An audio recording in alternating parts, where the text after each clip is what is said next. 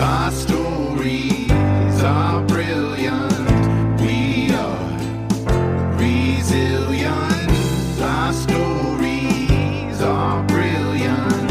We are resilient. Welcome back to Your Voice Matters Resilient with Jen Chambers. I'm Jen, and I'm so glad you're here. We're in the middle of our special 4-part series called How to Tell Your Story, where I'm walking you through the process of writing and sharing your personal story of resilience. Last week, we talked about finding your story, how to uncover the moments that shaped you, how to spotlight the things that really identify your message, and we were starting to put words to your experiences. If you haven't listened to that episode yet, I recommend going back and giving it a try. Today, we're going to move on to shaping your story. How to take your personal experience and craft it into a clear, a powerful, and an engaging narrative.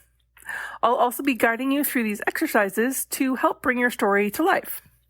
So let's grab your notebook and settle in, and let's get started. The power of story structure. One of the biggest challenges in writing a personal story is knowing what to include and what to leave out. A lot of us try to tell everything, every detail, every side story, every lesson we learned. And you can think about this. There's a lot of things that you've read that there's just too much, but the most powerful stories are focused. The best way to give your story the focus is to follow the simple story structure. We talked about this a little bit last week, but number one's the before, or the challenge. What was your life like before the event? What struggle were you facing? Number two is the during, or the struggle. What happened? How was the struggle affecting you? What obstacles did you encounter? How did it make you feel? Number three is the after, or the transformation. What did you learn?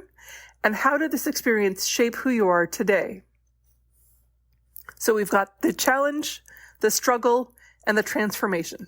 Basically, all stories are made up of those. This structure helps keep your reader or your listener stay engaged, and it helps people be emotionally connected to your story. Let's apply this with an exercise called mapping your journey. So I want you to take the experience that you identified last week, and I want you to break it into these 3 parts. The first thing is the before. Set your scene. Where were you emotionally during this memory? Where were you physically? Where were you mentally? What was your headspace like before this event? Now, the during. What exactly happened? Describe the challenge or turning point in your journey. And after, what changed? What insight, what lesson did you learn, or what strength did you gain afterwards? Now, as we're talking about this, just brainstorm 1 or 2 sentences for each part. Keep it very simple. Your before, your during, and your after. For example, you could say before, I used to push myself past my limits. I used to believe that slowing down meant to fail. During could be when I was diagnosed with my autoimmune disease, I ignored the signs until my body shut down and stopped working. And after could be I had to relearn how to listen to my body. I had to learn how to set boundaries. I had to learn about the value of rest.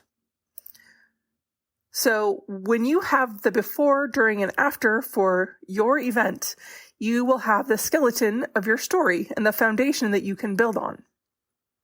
I mean, really, let's think about it. You can apply it to all different kinds of stories.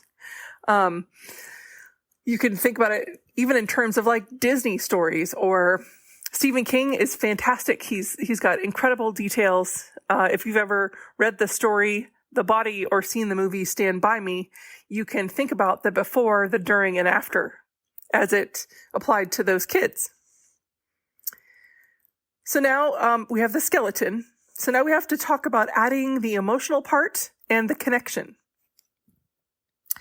Now that we've mapped it all out, let's make it more personal. Let's make it powerful.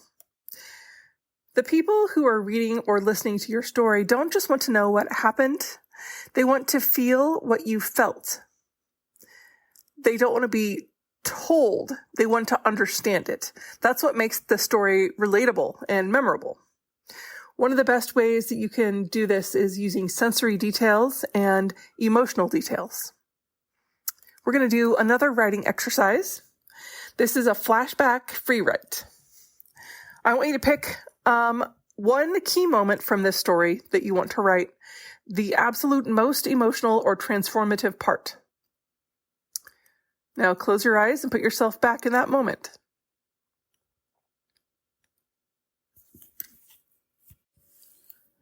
As you're putting yourself in that moment from your story, the very, very apex of the emotional part of your story, what did the area look like where you were at? What sounds did you hear? What emotions ran through your body?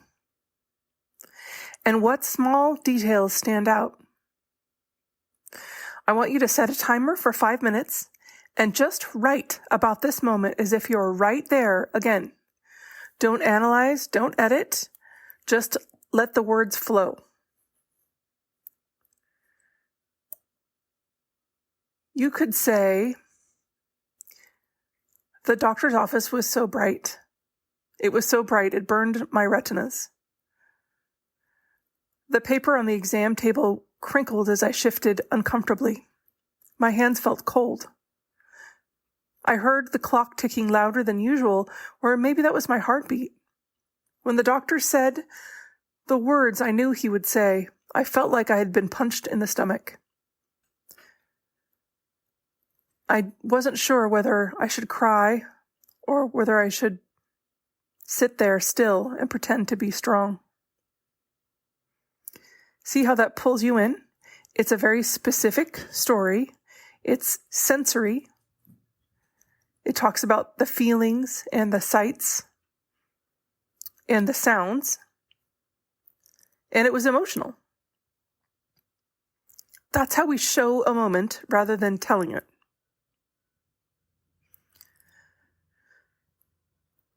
Now, I want you to think about finding the heartbeat of your story. Every personal story has what they call a heartbeat, the emotional core that gives it its meaning. It's not about just what happened, but why it mattered. And again, if you think about the Stephen King story and movie Stand By Me, as an example, ask yourself, what does this story say about me? What truth am I sharing with the world? And what do I want someone to feel after reading this? Maybe your personal story is about finding strength or embracing vulnerability or learning to love yourself.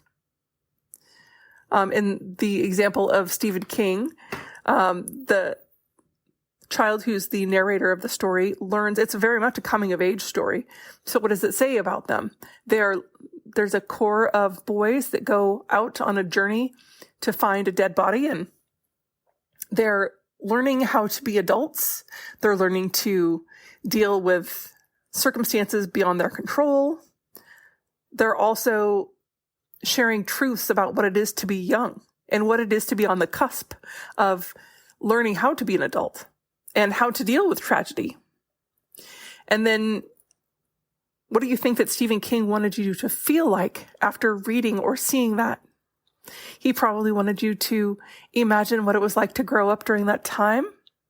There's a universal kind of growing upness that is a collective cultural shift that happens when there's usually a moment or two that you can identify when you go from being a teenager or a kid to being an adult. And he very expertly taps into that. So what does your story show? What do you want someone to feel like after they read your experience? Whatever it is, we're trying to weave that message or the heartbeat through your writing. Okay, now I want to do another exercise called an emotional check-in. I want you to go back to that flashback free write and let's underline the moments where you feel the emotions are the strongest. Is there a place where you could go deeper? Are there moments that are too vague, or does something need more detail? Does it sound like your story? Or does it feel too formal or polished, unless that's your style? Just make sure that it sounds like something that you would say. Personal stories should be real. They should be like a conversation. If it feels too forced, try rewriting your story or your section as if you were telling it to a friend. Picture that friend in your mind and have that kind of ease while you're writing. You've done incredible work today. This kind of heart work maps out your story. You've added some emotion and some depth, and you started to shape it into something powerful. So this week, I want you to expand on a 3-part story outline. I want you to flesh out your flashback scene, the one we talked about today, with sensory details. And then I want you to think about what the heartbeat of your story is. What do you want your readers to feel? Do you want them to feel the nostalgia? Maybe the longing for a simpler time, the way that the Stephen King story does? Or do you want in the example of the hospital, do you want to be able to place someone in that room of fear and uncertainty? How do you want your readers to feel?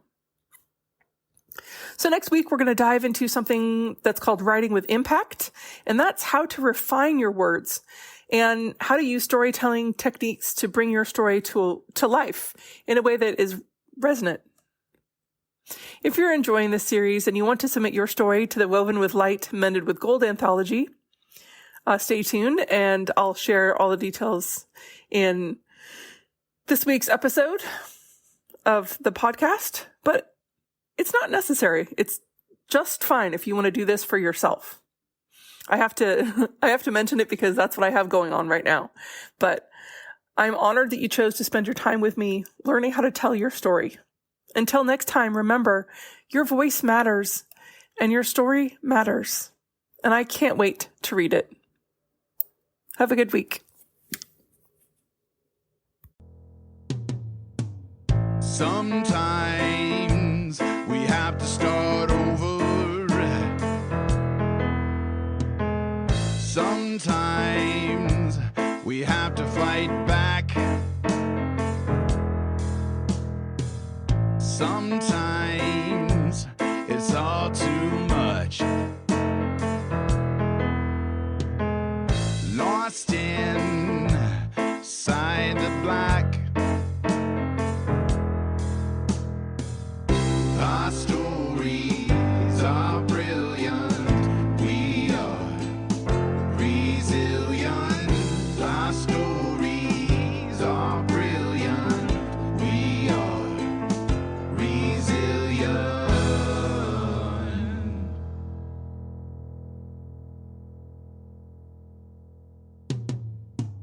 Sometimes we need to lift the voices